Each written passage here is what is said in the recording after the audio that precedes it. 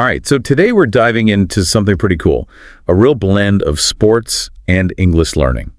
We've got some interesting stuff about Russell Wilson. Yeah, he's the veteran quarterback, right? Now with the Pittsburgh Steelers. You got it. And what's fascinating is how his career, especially right now, is like a masterclass in how people actually use language. It's true, especially for someone, maybe studying English for something like the IELTS exam. His situation with the Steelers is full of these great examples. Okay, so for those who haven't been glued to ESPN, Wilson's move to the Steelers back in March, it came after a tough year with the Denver Broncos. Yeah, not exactly a dream ending to that chapter, especially for a player with his track record. And then, to make it even more interesting, he gets to Pittsburgh.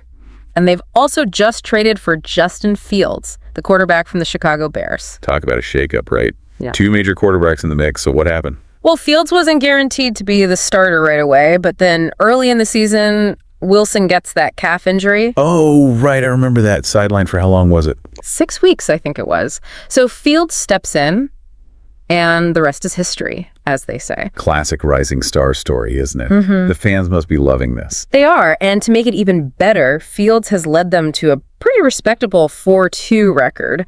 So now the Steelers have a real dilemma on their hands. Stick with the hot hand or go back to the veteran, right? Tough call. But this is where it gets really interesting from a language point of view, don't you think? How Wilson is talking about this whole situation, everyone's analyzing it, every word is under a microscope. Oh, for sure. And luckily for us, the way he communicates, it's really instructive. Like, he said things recently about the quarterback competition, phrases like keeping our heads up and taking it one game at a time. Which, those might sound simple, but those are classic examples of idioms that someone learning English would find so useful in everyday conversation. Exactly. And it's important to remember those phrases aren't meant to be taken literally, right? Nobody thinks they're all literally staring at the ceiling. Keeping our heads up, it means staying positive, keeping morale high, even when things are challenging. It's like he's acknowledging that, yeah, it's a tough spot, but he's staying optimistic, focused on the game ahead.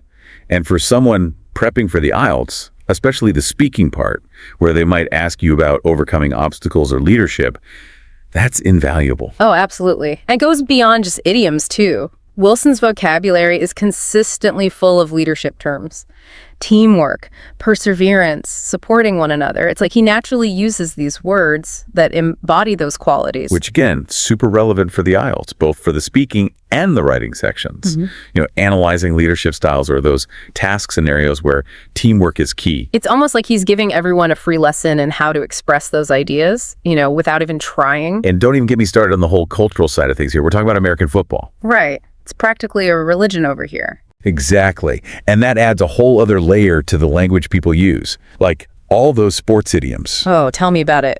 Take it to the next level. Drop the ball. You hear that stuff everywhere, not just in the commentary, but from the players themselves, even from Wilson in his interviews.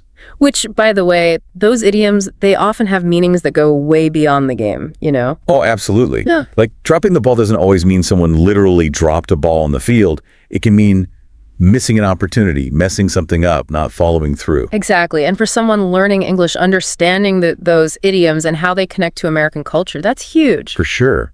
It's like suddenly you can understand all these subtle meanings, all these little cultural references that are woven into the language. It's like you've got this secret decoder ring for understanding everyday conversations, the news, even TV shows. It's so true.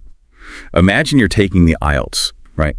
And you come across a reading passage or maybe a dialogue in the listening section, and it's about a quarterback controversy. Or maybe they use some of those idioms we were just talking about. If you understand American football and how important it is here, you're going to pick up on those nuances so much faster. Absolutely. It's like having this insider knowledge that gives you an edge in the exam. Okay, but here's what I find really interesting about this whole Russell Wilson situation. This story isn't over yet, right? You've got this veteran player trying to prove he's still got it, a young star making waves, and then all the rumors flying around about trades and what's going to happen next. It's better than a movie.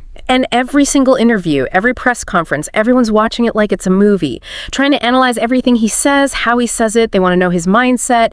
Is he cracking under pressure? What's his leadership style like in the middle of all this? It's like we're getting a live, real-time masterclass in leadership communication, and he doesn't even realize it. Do you think his language will change as things develop?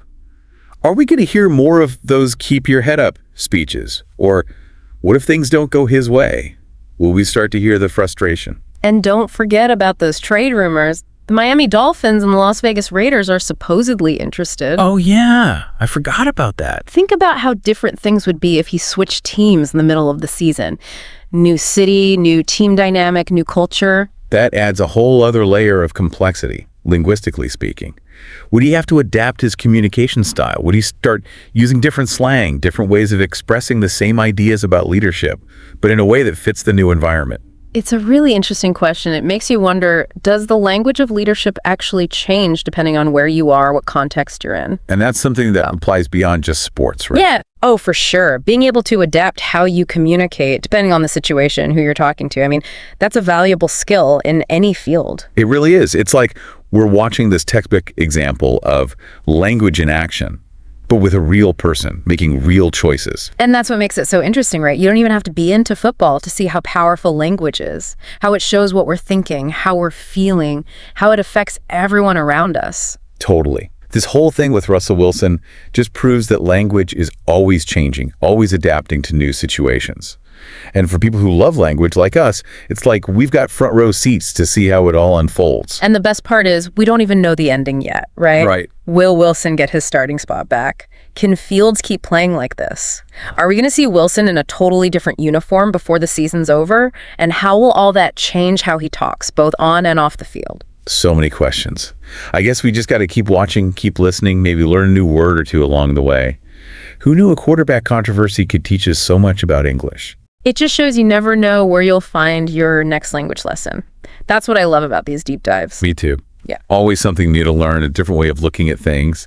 So, to everyone listening, keep your ears open, yeah? You never know when some random news story or a game or even just talking to someone might teach you something about English. You might be surprised what you pick up.